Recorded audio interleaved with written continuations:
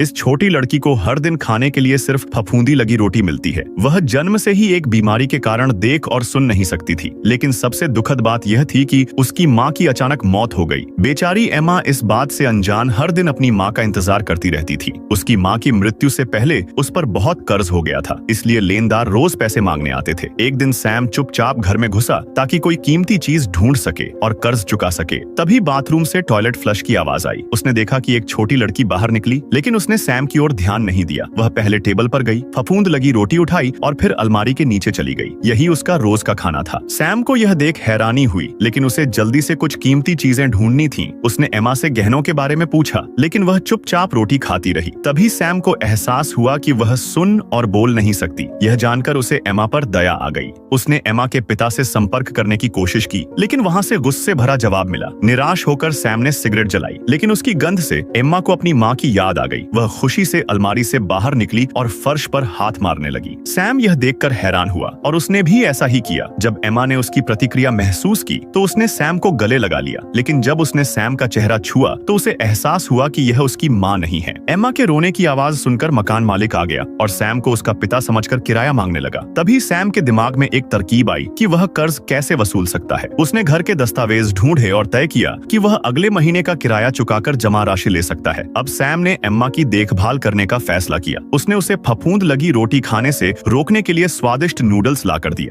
लेकिन अचानक अच्छे खाने से एम्मा डर गई और वापस अलमारी में चली गई। गुस्से में सैम ने उसकी सारी पुरानी रोटी फेंक दी। जब एम्मा ने देखा कि उसकी रोटी नहीं रही तो वह डर से रोने लगी। सैम को यह देखकर बुरा लगा और वह नई रोटी खरीदने चला गया। जैसे ही एम्मा ने उसकी खुशबू सूंघी, वह बहुत खुश हुई और धीरे धीरे सैम पर भरोसा करने लगी। अब वह उसके करीब रहने लगी। अगर वह सुन और बोल सकती तो शायद बहुत खुशमिजाज बच्ची होती। उस रात एम्मा सैम के पास सिमट कर सो गई। वह जानती थी कि वह उसकी माँ नहीं है, लेकिन उसे किसी के प्यार की जरूरत थी। तभी अचानक कुछ अजीब हुआ। एम्मा को उल्टी होने लगी।